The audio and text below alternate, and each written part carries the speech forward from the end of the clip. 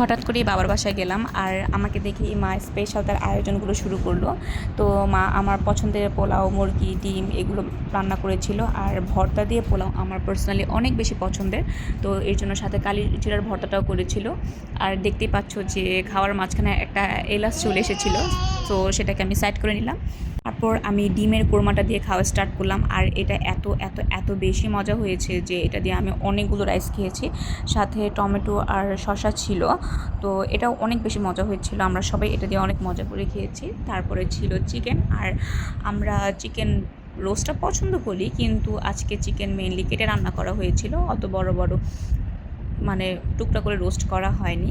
আর আমরা বেশি প্রেফার করি এই ছোটো টুকরে, আর ছোটো টুকরার মধ্যে এই পিসটা আমার সব থেকে বেশি পছন্দের। তো এটাও আমি খুব মজা করে সালাদ দিয়ে খেয়ে নিলাম, সাথে টমেটো শসার সালাদ মিক্স ছিল।